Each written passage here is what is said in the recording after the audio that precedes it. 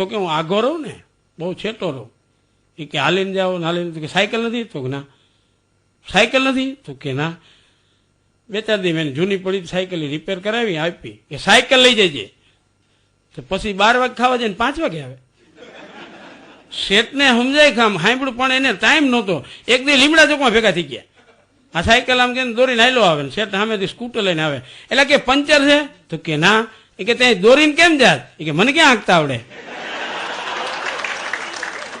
આ તો તમે એમ કીધું કાલથી સાયકલ લઈ જાવ, સાયકલ લઈ જાવ. જો માનો છો તેવું હોતું નથી બધે, માનો છો તેવું હોતું નથી બધે. બેવફા માયનાતા ને વફાદાર નીકળ્યા, પીધેલમાંની લઈ ગયા પોલીસ ચોકીએ, બત્તી કરીને જોયું જમાદાર નીકળ્યા. માનો એવું ન હોય.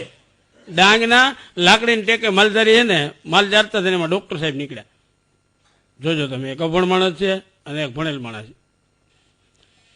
ઉપરથી આમ પ્લેન નીકળ્યું ને, એટલે ડોક્ટર સાહેબને આમ ચલમ પીતા પીતા કીધું, હે સાહેબ કે શું ઉડ્યું જાય છે? તો ડોક્ટર સાહેબને એમ થયું કે આને 21મી સદીમાં લઈ જવા, આ 12મી સદીમાં છે. કે કારણ કે જ્ઞાની માણસને હંમેશા આમ ઘમંડ હોય, અભિમાન હોય કે આ મને જ ખબર પડે.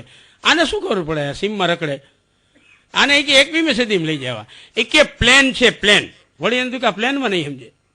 એ કે બલૂન છે, બલૂન. તો ઓલો આમ જલમ પીતો પીતો કે બલૂન છે. એ તો સાહેબ કે મને ખબર છે, પણ જેટ છે ડાકોટા.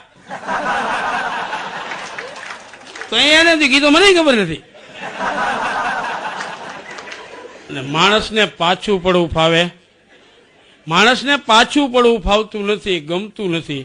અને તરત એમ કે ભણ્યો છો? તો કે ના. તે વાંચતા લખતા? તો કે લખતા આવડે. વાંચતા ન આવડે. ગણતા? તો ગણતા આવડે. ક્યાં લગી? એ કે 20 લગી. એ કે પણ 100 લગી ગણવું હોય તો 5 વીહું. 5 વીહું હો. પણ હળંગ ક્યાં લગી આવડે? એ કે 20 લગી. 100 લગી? તો 100 લગી નું આવડે. 20 લગી પાકું આવડે? તો ક્યાં?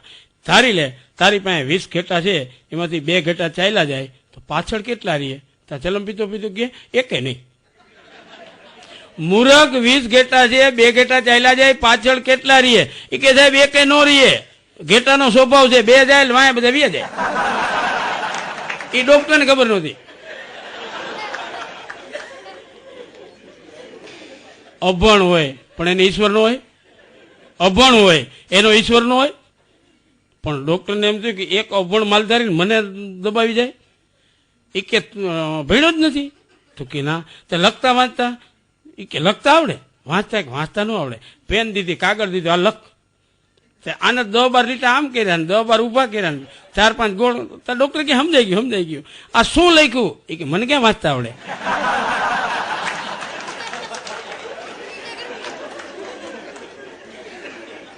નાનો કોઈને માનવો નહીં. ઈશ્વરે જે આપ્યું હોય, કોઈની ઓફિસમાં જાય અને એમનો પીઉન આપણને પાણીનો ગ્લાસ આપે ને તો આપણે એનો આભાર માનવો જોઈએ, થેન્ક યુ કહેવું જોઈએ કે થેન્ક યુ.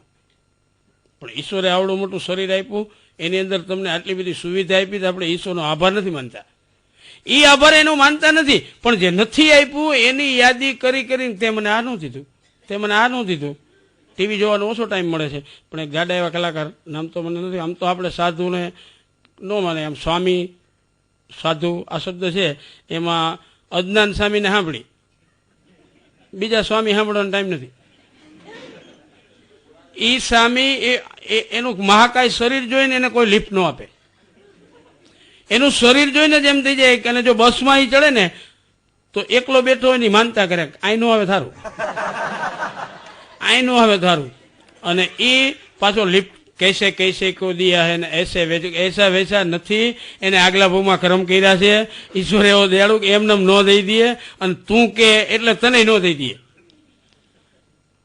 તું કે એટલે એમ તને ન દઈ દે. પણ જે ઈશ્વરે તને આપ્યું છે ને એની તને ખબર નથી. ખરેખર ખાવા બે ને આમ કોળીઓ ભરે, પછી પતિ પત્ની કદાચ બાજતા હોય તો ભલે, અને હારું એક હારા પ્રસંગમાંથી આવીને હારી વાત કરતા હોય, એમાં પ્રેમ ભાવની વાત હોય તો ભલે, અને કજિયા કંકાસની પતિ પત્ની એમ તો ખડખડ ભાણા લો જણ આવતડા પીયા, 2 માણા વાત કરતા ને એમાં ઘરવાળાએ કીધું એ કે હું મરી જાઉં તો, બાઈએ કીધું કે હું મરી જાઉં તો, આ કે તો હું ગાંડો થઈ જાઉં. કે ગાંડા ભાંડા ઠીક, હવે તમે બીજા લગ્ન ન કરો ને, અને ગાંડો થઈ જાય ને યાર વાંધો નહીં, ગાંડો થઈ જાય ને યાર વાંધો નહીં. એ કે હું મરી જાઉં તો, એ કે તો હું ગાંડો, બાઈ કે હું મરી જાઉં તો, એ કે તો હું ગાંડો થઈ જાઉં. એ કે ગાંડા ભાંડા ઠીક, બીજા લગ્ન ન કરો ને. એ કે ગાંડાનું પછી કાંઈ નક્કી નહીં.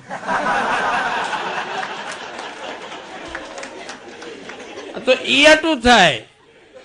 ખડખડ ભાણા લોહજણ ને આવતડા પિયા, એતા વાના જીરવે જેના વજર ના આયા. ખડખડ ભાણા એટલે આપ તો બાજે જ, એમાં શબ્દો નહીં, આ તો આવતું જ હોય. એની અંદર જે પાછા છોકરા મોકલે જો બાળક હોય ને, બાજુવાળા બેન પૂછ, એ કે તમારા છોકરાએ પાણો માર્યો ને, એ કે અમારે કાચફોડ નાખ્યો, કે ગાંડો છે. ખરેખર જવાબ છે એને, એમ ન કહેજો કે એમ ફોડ નખાય, એમ ફોડાય, અરે એને ડારો દેવો જોઈએ. એ કે ગાંડો છે, તો કે ગાંડો છે તમારો કાન જ ફોડતો.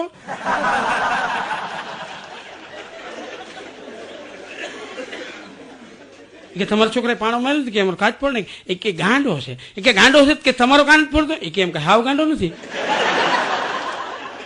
અને ખરેખર અટલાના છોકરા હાવ ગાંડા નથી. બાજુમાં જઈ અને આંટીને કીધું, એ કે આંટી તમારી કાતર આપો ને. તો આંટી આવ્યો બોબ ઢેર ના આપો ને. એ કે આપ્યા પછી યાદ આવ્યું. એ કે બેટા કાતર તો તમારે છે. એ કે છે ને, પણ એનાથી પતરા થોડા કપાય. પતરા કાપવા હોય ને તો આંટીની ખાતર વાપરે. અને સ્કૂલમાં તો ટીચરને પરસો વળી ગયો, 4 છોકરા આવ્યા, 4 છે ને હજામાં કઈ માથા ટકા કરાવીને આવ્યા. એટલે 4 બોલાવ્યા, આ હું માથે હતી કે આ ટકા કરાવ્યા. એ કે સાહેબ છાપું વાંચ્યું? તો કે ના. એ કે એમાં લખ્યું છે આગાહી છે, સુનામી કહેર આવશે ને 4% બચશે.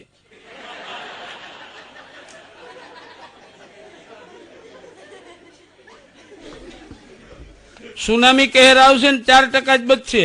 અને એ માત્ર આ છે ને માત્ર એક છોકરા જ વિચારીએ કે, અને છોકરાને જ ખબર પડે. પણ સાચી વાત એ છે કે આવે ક્યાંથી? આપણે કહીએ ને, છોકરો 6, 8 કે 4, શરૂઆત 2 થી થાય. 2 ઓરડા હોય, કોઈ સુખી હોય 4 ઓરડા હોય, એનાથી વધુ સુખી હોય 6 ઓરડા હોય. એવી 6 ઓરડાની એક ઓસરીને એમાં છોકરાને ચૈતર વૈશાખનો તાપ હોય ને એમાં થઈ જાય કે આ સામે છેડે વીજવની ભાંખુડિયા ભર છોકરું રમતું રમતું જાતું હોય, એમાં ઓતિતાના દાદા કાકી માસી જે આવે એ ઉપાડી લે છોકરાને.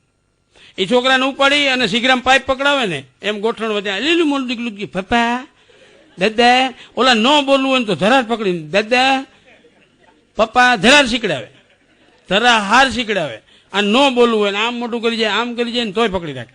દાદા પપ્પા રોજની ટકટક તો લીકેજ નળ હોય અને એમાંથી પાણી ટપકે ને, એ કાળમીટ પથ્થરમાં પડતું હોય ને, કાળમીટ પથ્થરમાં, તો એમાં ખાડો પડી જાય તો કોમળ ફૂલ જેવું બાળક છે. એ રોજની ટકટક એને બોલતા શીખડાઈ દે અને પછી છોકરું બોલવા માંડે. એ છોકરું બોલતા શીખી જાય અને પછી ક્યાંક પ્રસંગમાં જાય ત્યાં પછી બાયું કે મરી ગયા બંધ થાવ ને, હવે બંધ થાય.